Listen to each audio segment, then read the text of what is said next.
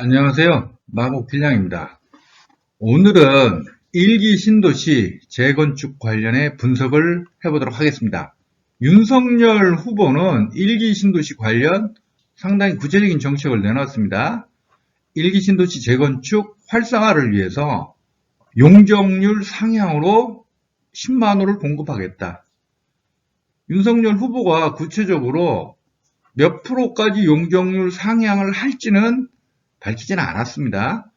하지만 최소한 300% 정도는 될 걸로 예상되고요. 그 다음에 일기 신도시 재건축 빠르게 진행하고, 그 다음에 이제 일기 신도시 재건축 하려면 이제 기존 주택이 멸실되거든요. 그러면 이제 전세 값을 자극하게 돼요. 그런 문제를 해결하기 위해서 이주 전용 단지를 만들겠다. 이런 공약까지 내놓았습니다. 단 2026년부터 본격 사업에 착수하겠다는 거예요. 아무래도 이제 준비 기간이 필요하니까. 근데 그렇게 되면 윤석열 후보가 대통령이 당선된다고 하더라도 사실상 다음 정권부터 본격화된다고 봐야겠죠. 이재명 후보 측은 일기 신도시만을 겨냥한 정책을 내놓지는 않았어요. 그러나 리모델링 특별법을 제정하겠다. 4종 일반 주거지역을 신설해, 지금은 3종 일반 주거지역까지 있거든요. 4종 일반 주거지역을 신설해 용적률 최대 500%까지 적용하겠다. 이건 이제 일기 신도시만에 해당되는 게 아니고 기존 도심 재건축 리모델링에 적용되는 거지만 당연히 일기 신도시에도 적용 가능하겠죠. 자, 이게 일기 신도시 현황입니다. 평촌하고 중동은 서울 중심부에서 상대적으로 가까워요. 한 15km 정도 떨어졌을 거예요. 분당, 삼본, 일산은 서울 중심부에서 20km 이상 떨어져 있죠. 좀 멀어요, 여기가. 수도권 일기 신도시가 전체 세대수가 한 29만 가구 정도 되거든요. 29만 호 정도 되는데 용적률이 분당이 184%, 일산이 169% 제일 낮아요. 평촌, 삼본, 중동은 200%가 넘습니다. 현행 관련 법상 일반적으로 용적률 180% 이하여야 사업성이 있다고 봅니다. 정확하게는 세대당 평균 대지 지분 15평은 넘어야 사업성이 있다고 흔히들 말합니다. 왜 그러냐면요. 재건축할 때 용적률 250% 안팎을 적용할 경우에 신축 34평의 대지 지분은 11평, 11.5평 이 정도 돼요. 따라서 기존 낡은 아파트의 세대당 평균 대지 지분이 15평 정도는 돼야 신축 아파트 34평 기준으로 11평은 새 아파트 짓는데 쓰고 나머지 4평 가지고 일반 분양도 하고 기부 체납도 할 수 있기 때문에 기존 아파트의 세대당 평균 대지 지분이 15평 이상은 돼야 사업성이 있다. 이런 소리가 나오는 거죠. 윤석열 후보 쪽은 수도권 일기 신도시 10만호 추가 공급 발표 주요 사항 보도자료까지 냈습니다. 여기서 이제 주목되는 게 신도시 재생사업 촉진을 위한 특별법을 만들겠다. 그래서 용적률 상향 조정을 하겠다. 1기 2주 전용 단지를 만들어 순환 개발을 하겠다. 2주 전용 단지 부지는 3기 신도시 개발 예정 지역을 포함한 중소규모 공공택지지구일 것이고 2주 전용 단지의 쓰임새가 닿으면 공공임대주택으로 활용하겠다. 법정 상한 용적률 300%를 적용하겠다. 분당은 평균 용적률 184%에서 300%를 적용 시 97,600호에서 15만 9천호로 81,700호 추가 확보가 가능하다. 근데 일기 신도시 재건축 미래 관련 낙관론과 비관론 또는 신중론이 있습니다. 낙관론은 이제 다수파예요. 일기 신도시는 입지가 좋다. 일기 신도시는 기본 인프라가 갖춰져 있다. 용적률 상향 등 혜택이 주어진다면 날개를 달 것이다. 대부분의 전문가들이 낙관론이죠. 예를 들어 이상우 애널리스트 등은 1기 신도시 재건축에 주목하라. 뭐 이런 말까지 했습니다.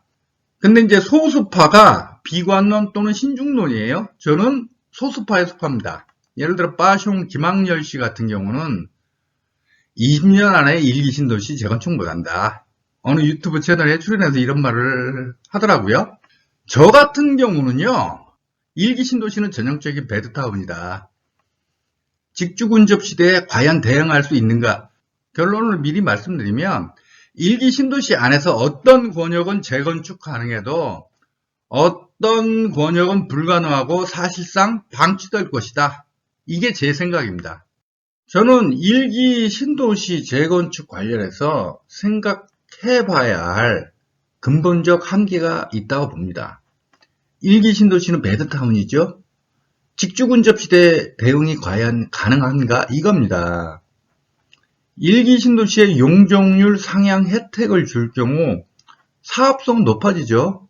그건 분명해요. 근데 문제는 이 정도로 제대로 된 업무단지 부지를 확보할 수 없다는 거예요. 업무단지 제대로 된 거 확보하려면 적어도 10만 평 정도는 필요하거든요. 그 부지가 나오냐는 거예요. 1기 신도시 재건축 용적률 상향으로. 1기 신도시는 서울 중심부에서 20km 이상 떨어져 있죠. 1기 신도시는 직주근접을 할 수가 없다고요. 용적률 상향을 통해서 재건축에서 신축 아파트로 들어선다면 기존보다는 낫겠지. 그러나 배드타운 그 원래의 한계에서는 벗어날 수 없다는 거예요. 제가 봤을 때는 1기 신도시는 동시에 재건축을 진행할 수가 없습니다. 이걸 좀 가볍게 여기더라고요. 1기 신도시 29만 호는 1991년에서 1993년 입주했어요. 거의 동시에 입주했지만 동시에 재건축할 경우에는 전세 대란이 일어납니다. 기존 주택이 다 매실되고 매실된 주택에 살던 분들은 새로 전세를 찾을 테니까 따라서 단계적으로 재건축할 수밖에 없는데 이러면요. 전체 완료에 최소 20년 걸립니다. 삐끗하면 30년까지 걸릴 수 있습니다. 1기 신도시 재건축 사업 착수 시점도 빠숑 김학렬 씨가 20년 안에 불가능하다고 얘기했는데 저는 그 말에 동의하거든요. 왜 그러냐면요.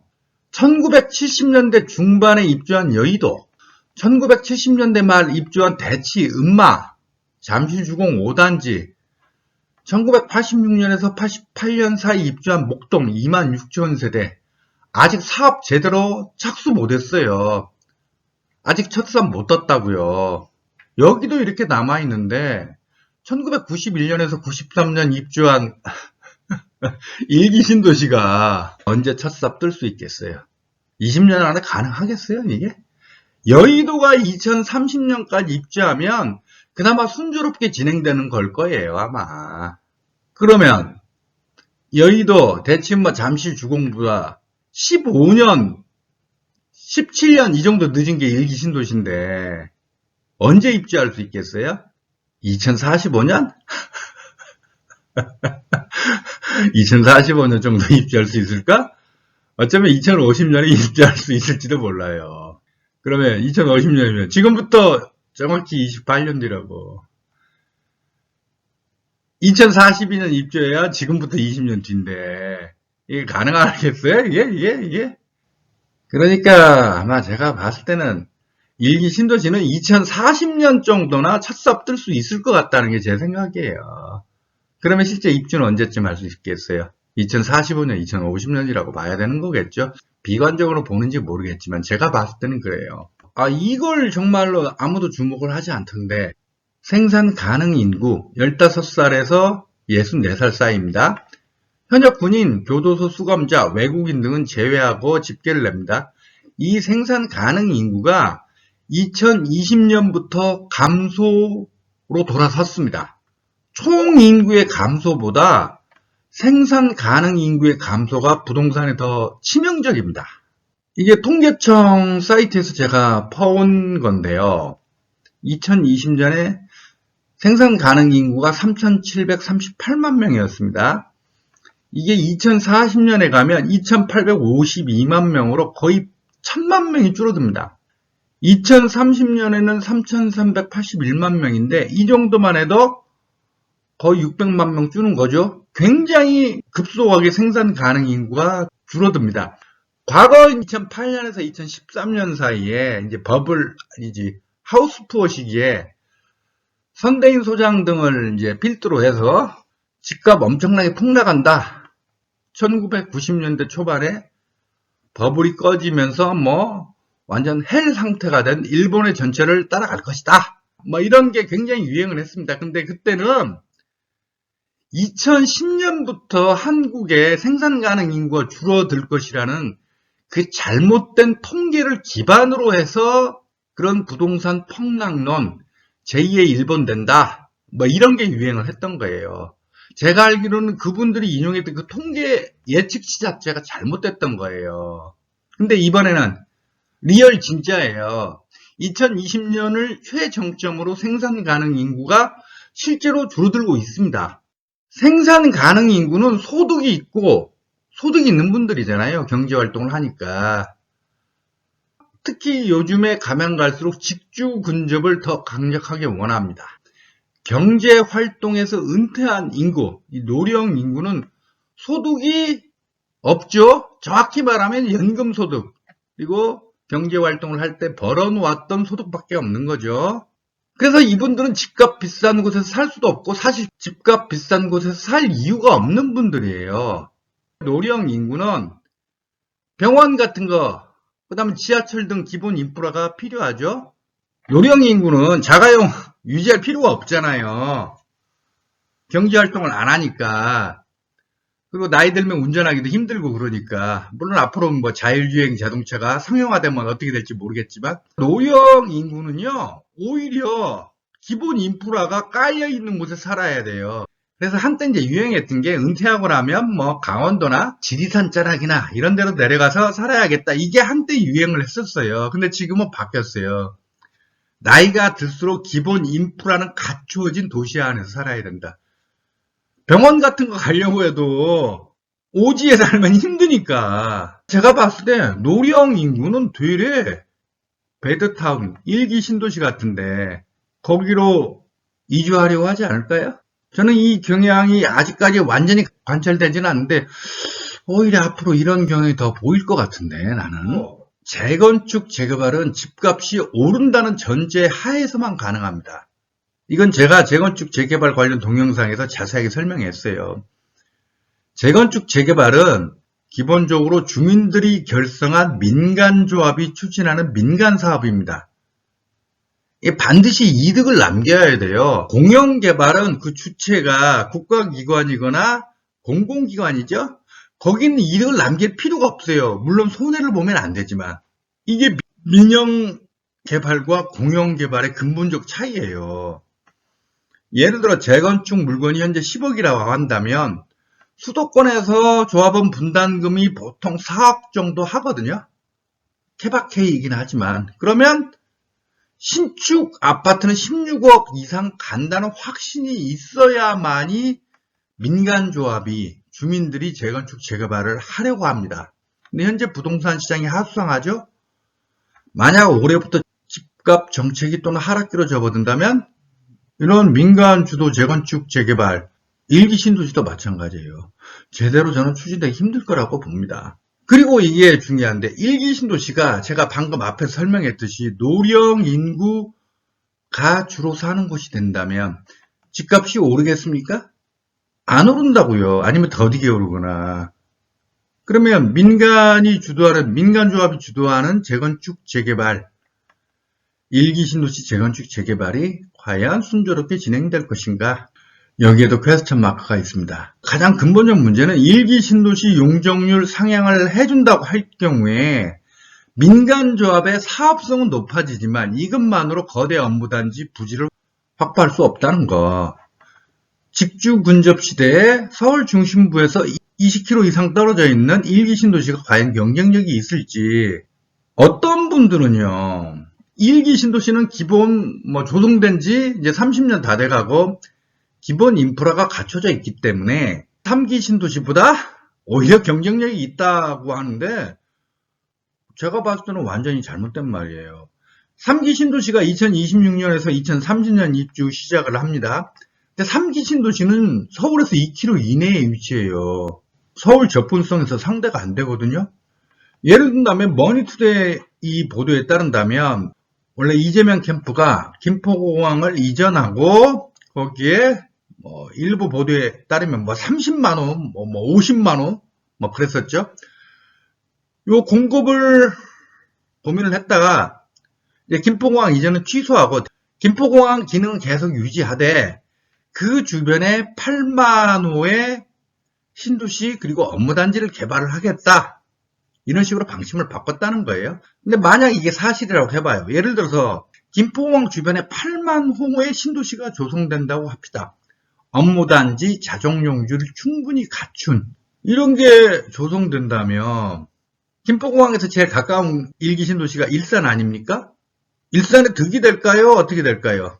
사람들이 신축인데다가 거대 업무단지가 있는, 그리고 또 김포공항 주변에는 기존에 마곡지구, 오른쪽에 마곡이 있고 왼쪽에 계양 테크노밸리 대장 신도시 있잖아요. 그리고 김포공항 주변은 8만호 신도시를 조성하면서 업무단지를 개발하겠다는 거 아니에요. 이쪽이 선호도가 높겠어요? 재건축 추진하려고 하는 일산이 선호도가 높겠어요? 여러분이 좀 판단을 해보시면 답이 나올 것 같은데. 1기 신도시 재건축에 각종 혜택을 주면 특혜 시비가 촉발될 수밖에 없습니다. 윤석열 캠프 1기 신도시 재건축 대책을 보면 신도시 재생 사업을 위한 특별법을 제정하겠다. 신속한 재건축을 위한 이주 전용 단지를 건설하겠다. 이주 전용 단지가 있어야 재건축을 빨리빨리 진행할 수 있기 때문에 그런 거예요. 그러면서 이주 전용 단지는 3기 신도시 개발 예정 지역을 포함한 중소규모 공공택지지구, 아마 3기 신도시 개발 예정 지역을 활용을 하겠죠. 근데 이것만 보더라도 굉장히 논란의 소지가 있어요. 왜냐하면요, 3기 신도시 공공주택 단지는 기본적으로 서민들을 위한 주택이에요. 서민들 그리고 중산층들에게 저렴하고 특히 3기 신도시는 자정용지 충분히 갖추고 있죠. 그분들을 위한 주택을 공급하려는 게 3기 신도시의 공공주택지구, 공공주택단지예요. 근데 기본적으로 재건축을 추진하는 그 소유주들은 기본적으로 어느 정도 재산이 있는 분들이에요. 재산이 어느 정도 있는 1기 신도시 재건축 소유주를 위해 3기 신도시의 공공주택을 전용하겠다? 이거 지금 공약 차원에서 나왔으니까 아무 소리 안 나오는 건데요. 만약 실제 실행 들어가면요, 이거 굉장히 논란이 될 거예요. 그리고요, 형평성 문제도 있는 게 서울 시내 안에 재건축 재개발도 굉장히 이제 사업 진행 속도도 느리고 여러 가지 문제가 있어요. 서울 시내 안에 재건축 재개발 신속 진행을 위한 이주단지는 왜 만들지 않는가라는 반론, 불평의 목소리가 나올 수밖에 없어요. 1기 신도시만 특별한 국민들이냐고. 서울 시내 안에 재건축 재개발은 왜 이주단지 제공하지 않느냐. 이런 비판 안 나올 것 같아요? 그리고 이주 전용 단지 규모 자체부터 엄청나야 합니다. 기존 주택 철거부터 입주 때까지 최소 3, 4년 정도 필요합니다. 한 3년 반 걸릴 거예요. 빠르게 할 경우에. 1기 신도시 재건축 10년 안에 끝내려면 산술적으로 해마다 10%씩 재건축 착수를 해야 되죠. 기존 아파트 해마다 10%씩 매실돼야 된다고요. 간단히 생각하면 1기 신도시가 총 29만호, 30만호 잡읍시다. 그러면 10%면 해마다 3만호씩 매실 수요가 발생하고, 그러면 이주단지 규모는 3만호만 되겠네 라고 생각하면 이건 초딩산수죠. 이주단지는 1기 신도시 총 주택수 30만호의 10%인 3만호가 아니라 최소 35%가 필요해요. 왜냐하면 기존 주택 철거하고 입주 때까지 3, 4년 정도 필요하잖아요. 어떤 신도시가 10만호야. 조금 10개의 권역으로 나눕시다. 한 권역당 1만호씩이에요. 올해 1만호 매실했어. 내년에 또 그 옆에 있는 권역 1만호 매실시켜야 될 거 아니야. 2024년에는 그 옆에 있는 또 1만호 매실시켜야 될 거 아니에요. 기존 주택 철거하고 입주 때까지 3, 4년 정도 필요하기 때문에 이주단지는 결국 10만호가 필요합니다. 1기 신도시 총 주택수가 약 30만 호이기 때문에 이 10만 호를 위한 부지는 어떻게 확보하겠어요? 중소형 위주 공공택지지구라 할지라도 1만 평당 보통 500호 건설합니다. 신도시는 100만 평당 2만 호 건설한다고 했죠? 1만 평당 200호를 건설한다고. 우리나라 국토계획 및 이용에 관한 법률이나 과거 신도시 개발 사례를 보거나, 신도시는 공원이나 녹지 공간 같은 게 많잖아요. 그리고 3기 신도시는 자정용지도 꽤나 많이 확보하기 때문에. 근데 중소형 위주 24평 이하로만 건설하는 중소형 아파트 위주 공공택지지구가 있어요. 거기는 호수 밀도가 높아요. 높아도 1만 평당 500호 건설한다고요. 1기 신도시 재건축을 위한 이주단지라고 할 경우에 10만 호가 필요하다고 했잖아요. 이걸 중소형 아파트 위주로 이주단지를 건설한다고 해도요, 땅이 200만 평이 필요해요. 이거 엄청난 양이에요. 200만 평이면. 예를 들어 봅시다. 일산이 총 7만 호거든요. 일산 재건축 돌입한다면 2만 호, 최소 2만 호의 이주단지가 필요합니다. 그러면 이주단지 부지를 이거 어디서 확보하겠어요? 윤석열 캠프는 3기 신도시 부지도 활용하겠다는 거 아니에요. 그러면 창릉 신도시, 대장 신도시 혹은 계양 테크노 등 3기 신도시 어디에 이걸 확보를 해야 될까요? 재건축 소유주들은 기존 주택이 철거되면 보통 원래 살던 곳 부근에서 집을 구합니다. 이주단지를 창릉, 대장, 계양 테크노 등 여기에 마련한다면 일산에 살던 분들이 여기까지 와야 된다고요. 이 거리가 얼마나 되겠어요? 이 거리도 꽤나 되지. 30km, 20km 정도는 되겠다. 기존에 살던 곳에 또 한참 벗어난 곳에 와서 살아야 돼요. 그래서 이주단지를 조성한다고 해도 사실 제가 봤을 때는 과연 정부 계획대로 될지도 의문이에요. 일단 중소형 아파트 위주로 건설하기 때문에 작은 곳에 살기 힘들다 이런 불만도 나올 거고, 기존에 살던 곳에서 너무 멀어서 효용성이 떨어진다 이런 불만도 나올 거고, 무엇보다도 1기 신도시 주민들만 특별국민이냐고, 왜 서울 시내 안에서, 왜 광주나 부산이나 대구나 대전에서 재건축할 때는 여기는 왜 이주단지 제공하지 않냐고, 이런 불만 반드시 튀어나와요. 이게 3기 신도시 부지를 활용하면 3기 신도시에 짓는 공공주택단지는 기본적으로 서민들 그리고 이제 일부 중산층들을 위한 주택이에요. 이걸 기본적으로 재산이 어느 정도 있는 신도시 재건축, 1기 신도시 재건축 소유주들을 위해서 사용을 하겠다? 이거 자체가 제가 봤을 때 이건 굉장히 심각한 문제가 발생할 수 있어요. 쉽게 말하면 가난한 자들을 위해 제공해야 할 주택을 부자들을 위한 재건축 사업에 사용하겠다는 거 아니에요. 안 그래요, 이거? 나는 이게 전용 이주단지가 이렇게 쉽게 될 것 같지가 않은데, 제 개인적 생각에는. 이게 분당 재건축 연합추진위원회에서 배포하고 있는 포스터입니다. 근데 이 내용을 읽어보다 보면요, 빠른 재건축을 위한 행정지원, 목표 2030년 첫 단지 입주. 제가 앞에서 말씀드렸잖아요. 지금 1970년대 중후반에 지은 여의도 아파트, 대치 음마 잠실 주공 5단지도 2030년 입주를 한다면 정말 빠른 거거든요. 이것보다 15년에서 17년 뒤에 입주한 1기 신도시, 분당 신도시가 2030년 첫 단지 입주를 할 수 있다? 물론 이제 주민들이야 기대치를 한창 높여서 이렇게 얘기할 수 있지만, 이건 정말 드림이죠, 드림. 정비 예정 구역의 조기 대량 지정. 대량 지정하면 어떻게 돼요, 이거? 집값이 난리가 나겠죠, 이게. 기존 2024년에서 2022년도로 앞당겨라. 그 다음에 신속한 행정지원, 2022년부터 즉시 착수, 지구단위 계획 재수립, 1차 정비 예정구역 지정, 이주단지 건설공사 발주 2022년 내 완료하라.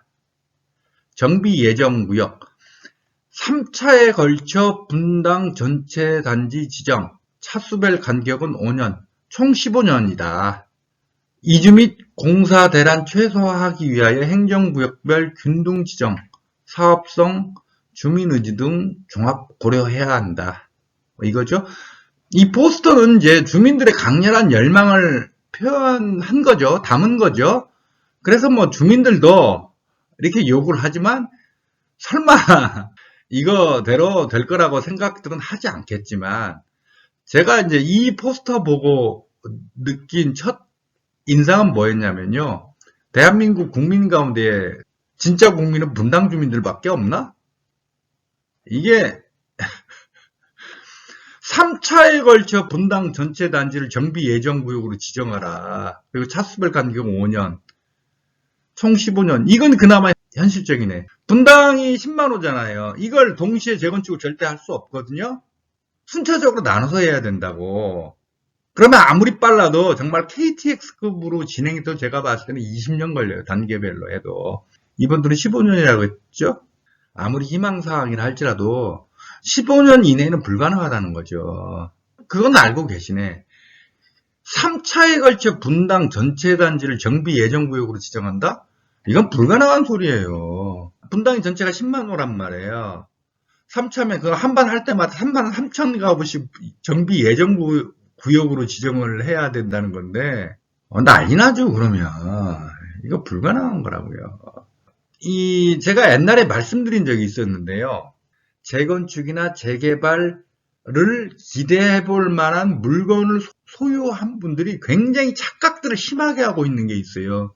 전 국민이 자기들하고 똑같은 마음일 거라고 생각한다고요. 전 국민 가운데 재건축, 재개발 기대해 볼 만한 물건 소유주는 아무리 높게 잡아도 20%를 넘지 않아요. 나머지 80%는 아예 주택을 소유하고 있지 않거나 아니면 재건축, 재개발 자체를 기대해 볼 수가 없어요. 이런 국민들이 이런 특혜를 준다면 가만히 있겠냐고. 다른 국민들이 사촌이 논산 배가 아프다. 이건 인간의 본능이라니까요.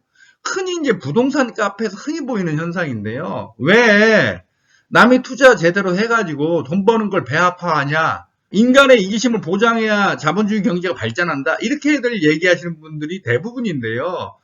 그분들의 이기심 존중해야 된다면 사촌이 논산 배가 아픈 다른 사람들의 이기심도 존중해야 된다고요. 안전진단 정상화, 분당의 특수성 고려.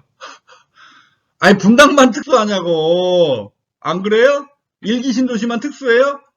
서울 시내 안에 재건축 재개발 거기도 다 특수해요. 부산, 광주, 대전, 대구 거기 낡은 도심들 거기도 다 특수하다고. 다 다른 데로 사정이 있다고. 그냥 이 포스터를 보면서 그냥 쓴웃음이 나왔습니다. 한번 또 생각을 해보니 내로남불도 사실 인간의 본능 가운데 하나네. 이게 전형적인 내로남불이지 이게. 그래서 저는 일기 신도시 재건축은 권역별로 케바케가 되지 않을까. 구체적으로 예를 들어보면요. 분당호 경우 판교역에서 반경 2 내지 3km 이내 안에 들어있는 단지들은 재건축 그래도 순조롭게 진행되지 않을까. 지금 이제 분당에서 재건축 관련해서 좀 대규모로 처음 스타트를 이제 끄는 게 1991년식 분당 시범 아파트 총 7,769가구를 1만 세대로 재건축 추진하겠다. 이겁니다.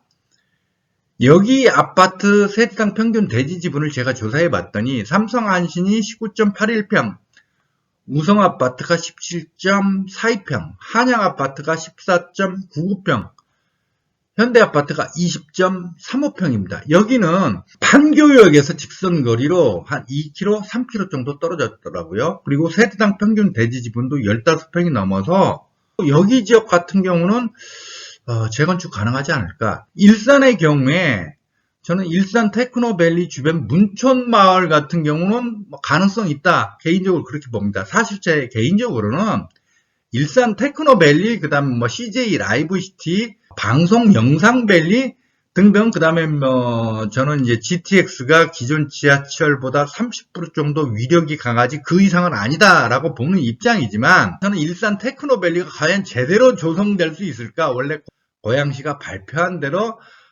그러한 제대로 된 업무단지가 될 수 있을까에 대해서는 약간의 퀘스천 마크가 있지만, 그래도 이제 일산 신도시에서는 일산 테크노밸리 주변이 그나마 저는 괜찮다고 보는 입장이에요. 여기 세대당 평균 대지 지분을 봤더니 신한아파트가 24.15평, 대원아파트가 23.94평, 신호아파트가 20.45평 정도 되더라고요. 이런 데는 좀 이제 재건축 기대해 볼 만 할 것 같아요. 일기 신도시 아니라 할지라도 업무단지에서 멀다면, 그러니까 반경 2, 3km, 3km 밖으로 좀 벗어난다면 과연, 그래서 결론을 말씀드리면 일기 신도시 관련, 특히 대선 맞이해서 민주당 쪽이든 국힘당 쪽이든 일기 신도시 재건축 리모델링 관련해서 각종 공약을 쏟아낼 겁니다. 그렇다고 해도 일기 신도시에 대한 과도한 재건축 기대는 금물이다. 저는 이렇게 보고 있어요. 제대로 된 업무단지를 일기 신도시 안에 확보하려고 하면요, 전체를 통합 재건축을 해야 돼요. 일기 신도시 전체를 불도저로 싹 밀어버려야 된다고, 동시에. 그래서 A라는 아파트가 여기 있는데 통합 재건축을 제대로 한다면요, 저쪽으로 뭐 한 10km, 아니지, 10km 정도는 아니겠지만 3km, 5km 정도 옆으로 옮겨갈 수도 있어요. 통합 재건축을 하게 되면.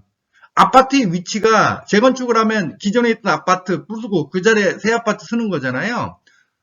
일기 신도시, 예를 들어 일산이다, 분당이다, 통합 재건축을 하게 되면요, 원래 그 아파트가 서 있던 자리에 새 아파트가 서는 게 아니에요. 기존 위치에서 뭐 3km, 심지어는 5km 좀 떨어진 곳에 설 수도 있는 거예요. 이게 통합 재건축이에요. 논밭 이런 거 딱 불도저로 밀어버리고 완전히 신도시 있죠. 그 방식으로 해야 돼요. 통합 재건축이라고 하는 건. 근데 그렇게 할 수 있겠어요? 일기 신도시 재건축을?